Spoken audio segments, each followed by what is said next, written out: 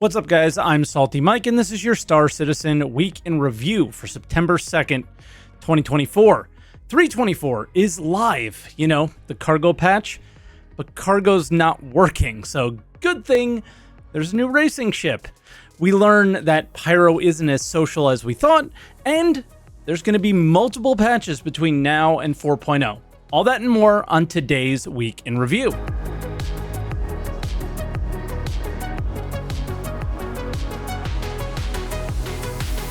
And as always, if this is your first week in review, this is where I take all of the official Star Citizen news each week, put it into one video, and share some of my opinions about it. I also live stream on Twitch, twitch.tv/SaltEMike. Stop by and say hi if you guys haven't yet. I always enjoy when people come over from YouTube. And this is fun. We kind of have a sponsor this week. Me. My merch is live right now, and I wanted to basically make some simple shirts out there for you guys to wear at CitizenCon, so you're able to recognize each other, meet each other, and do that kind of thing. So I hope you guys enjoy them. And with that, let's hear about the 324 patch.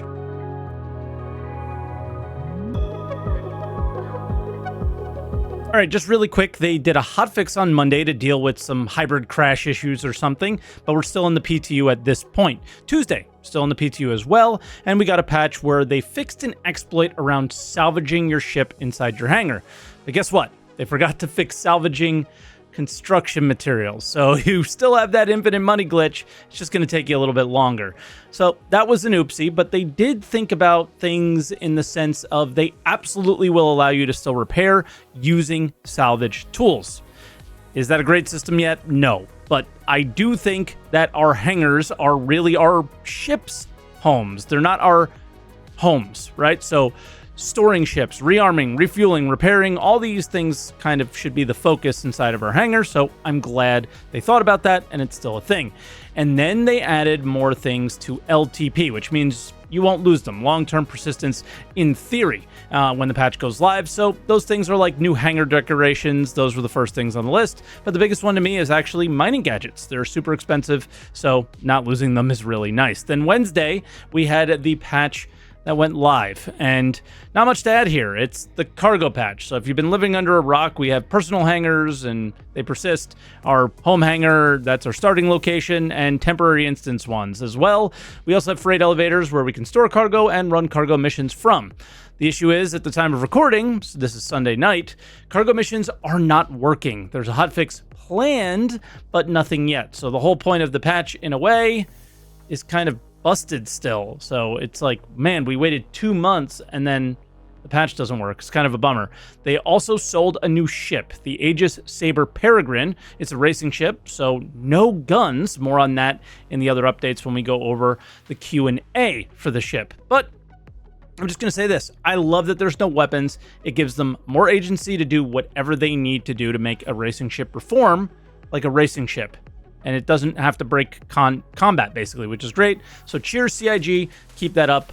Want to praise them when they're doing good, and want to tell them when I think they're not, right? So I thought that was a really good thing. We also had that with the Fury LX, so just keep that up, please. Then Friday, we had a hotfix. Obviously, nothing new was added here. They just fixed issues around missions. So elevators, harvestables, being sold for just 1 credit.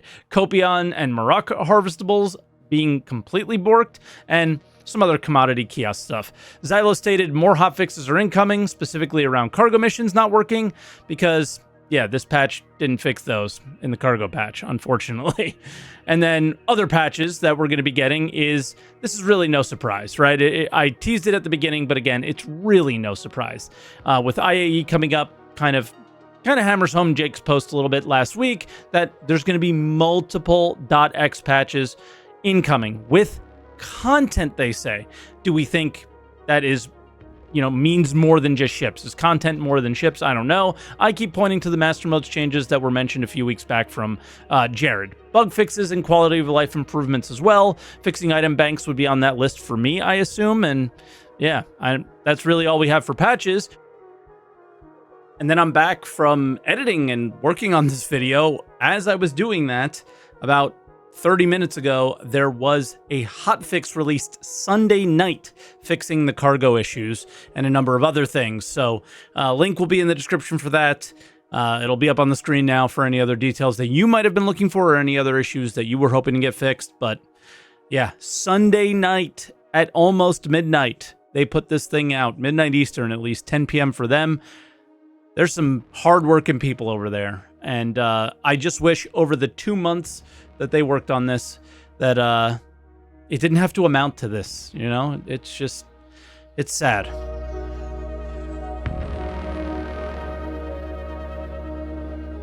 All right, only an Inside Star Citizen this week, no Star Citizen Live. This one is called Conflict Resolution, and in the first clip, they built upon the social area ISC in a way I was not expecting. As the Pyro Star system is lawless, this means that combat can break out anywhere.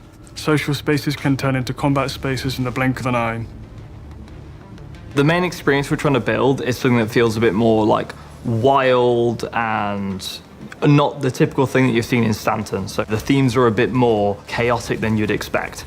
So for example, if you're shopping and then someone decides to take a firefight with you because they think your armor's cool and they want it, you can jump over that kiosk, sit behind that cover and return fire. So you're basically turning this shopping mall, which you were at previously, into a combat zone. Social spaces can turn into conflict spaces in the blink of an eye. I'm not sure if they're using the exact locations we saw in the social areas ISC, but these have shops in them with items that we need. So yeah, they might be, but like we saw in the social ISC, there were no armistice zones. So this really could be those same places. Now, I think this is going to be tough for the Star Citizen community to handle. I personally like the chaos and paranoia in games that I play, but let me know what you guys think on this one.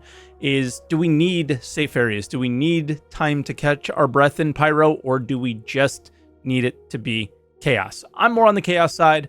Let me know where you guys are on it. In the next one, they say something we've been hearing about a lot lately. Taking what we've learned and these setups from Squadron 42 to Pyro, for example, NPCs having specific archetypes and having more specific classes, using things like defend areas and keeping NPCs in specific areas. Pyro, we're taking that to the next level where we're having more specific areas used for defenses and things like that and making areas stay in NPCs. For 4.0 with server meshing, we expect higher server frame rates. So the idea is that you'll get a much more engaging AI experience. First, the idea of archetypes was something shared at SitCon last year, so ideally if that makes it in, this will be some of that SitCon content we were meant to have, but haven't had yet, so that'll be a positive. But also a lot of talk in my Twitch chat and in my Discord about how meshing is going to help with NPCs and the AI interactions. Now, I'm not holding my breath. I'm hopeful that this is the case because they seem really confident about it. Again, talking about it in my Twitch chat every time we complain about AI. There was mentions in my Discord this week from Zach and things like that that were on this ISC, the guy who just talked about it. They really seem to think it's going to help the AI out a lot. I'm not holding my breath on it. Again, just hopefully we get some testing soon and we will be able to feel it for ourselves, right? And 4.0 seems forever away, so I'm not holding my breath on the testing either. Then they gave some insight into some of the archetypes that they mentioned in that last clip. We have what we call our techie, which typically features light armor and SMGs, and they have more aggressive traits. So they're focused on getting close to you and flushing you out. Similar with our CQC class, which typically has shotguns, and obviously they have the much higher aggression version. We're doing other things as well. For example, we're making NPCs hold up in rooms with shotguns and things like that. So when you have to eliminate a specific target and you're going into a room, those guys are specifically holding up there and you're kind of having a tug of war of them in close quarters environments versus them just kind of walking around the area. With our Juggernaut enemy, you'll have seen that that's the incredibly highly healthed LMG enemy, which ignores all shooting restrictions, can focus on pushing the player and shooting them out, and basically being that slow-moving target that walks towards you. Similar, including things like Copions into battle. One of the factions has pet Copions, and Copions fight alongside them, and that is fantastic because it gives you a different silhouette when you're fighting these factions. You have to shoot a lot lower, you have to be a lot more conscious because they're a lot quicker than a human being, and just these nice little new additions to combat. So that was a lot to take in, and all I'm going to say is I hope this works, right? It was really cool to see the different feels that they're trying to go with the NPCs and how they're going to engage us. Now, on this next clip, they talk about how each faction in Pyro acts, but pay very close attention to the first sentence of the clip. When you arrive at Pyro, one of the first things you want to do is enlist one of the two primary factions. The Headhunters have more tiered structured armor, which you can acquire. the more higher tiered the armor is, the more tanky and resistant those enemies are. Citizens of Prosperity have much higher and deadly accuracy. They also have more civil weaponry versus criminal weaponry as well, so you'll see things more like bearings and so on and so forth, versus other more lawless factions which typically have things like Castak arms. So regardless if you side with Headhunters or Citizens of Prosperity, you will both be able to fight the Xenothreat. These hate everybody. They are operating out of Pyro 2, 3, and Pyro 6. The Xenothreat is more what you'd think of as a PMC in terms of how you fight them and how they behave. They're a lot more cautious, they're a lot more careful, they won't try rush you out of cover, they play a lot more defensively. And we can use our trait system to inform how they make combat decisions. So where you'd expect someone like the Headhunters to be a bit more, run at you, push you out, the Xenothreat characters will be a lot more cautious and stationary and prefer to stay in cover and take long shots. And they'll have a much higher accuracy profile, but they'll shoot for much shorter durations, so they conserve their ammo a lot more. So it's cool how each faction has a loadout and a style, but I think the bigger news is the idea that we have to enlist with the faction, it seems. I hope this is something that we have to do and it's not a misspeak in the episode.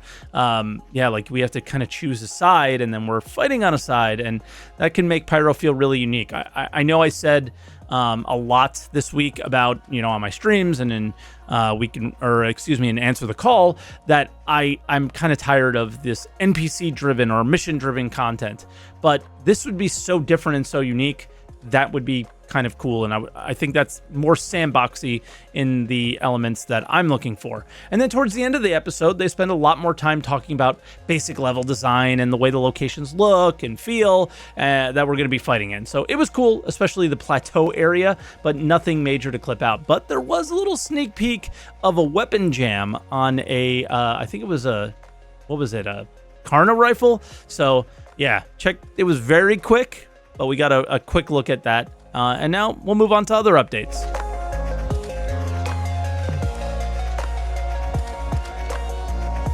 And as always, we'll start out with the sneak peek. This has a Pyrotechnic amalgamated logo on it, so I think this is obviously a key to an access door in contested zones. Something that was pointed out on the Answer the Call podcast by Croncy this week was that there's a level marker. It says level 0 or 01, right? So this could indicate how good the loot is, how tough the enemies might be in that room, or it could be nothing at all and they're just all going to say level 01. I'm excited to try these out and see what they think good loot is, though. And then for dev posts, the first one has a lot more people up in arms than I thought. The Skybox changed in 3.24, and people are pissed. They kind of made it pretty green, and they think it helps people see ships better, apparently. And then people were concerned for some time around the lack of security around cargo missions at outposts. And Nico continues to ensure us that they are aware, and they're going to continue to do, as they continue to develop Star Citizen, they're going to address it, right? I'm not going to kill the messenger here. I don't think it's his fault at all, but I'm not going to put much weight into them continuing to develop Star Citizen until they do, right? And then lastly, kind of on that note, Xylo, nearly at midnight on Saturday night on Spectrum, is letting everyone know that they're working right now on the cargo mission issues and other problems, and they're going to hotfix those as well. So this patch did not launch well, and more dev time being spent getting it right rather than moving forward to 4.0 is pretty frustrating. But that doesn't mean that we don't appreciate them working hard. Then the Peregrine question and answer thread. They start out with the ship's roll, which will essentially be fast in a straight line. And we have a ship that does that, 350R. So those are the two ships that are going to be doing that. And then they compare it to the other racing ships. Similar in the last question, it's faster than most, but it is not as good in windy tracks. That's what the Fury LX is for. And then people, for some reason, wanted to know if it was stealthy. It's obviously not. It will not be. It's not a combat ship. What's the point of being stealthy? Anyway, it has one job, to race. And again, to reiterate on what I said before, I love that. Then Ship Showdown is complete, and the F8C won. When they immediately, as soon as it won, they immediately did the golden ticket event where you can loot golden tickets. And how it works is it allows you to rent the F8C for 1 day, and it also grants you the ability to buy it for real money only. It is not sold in game.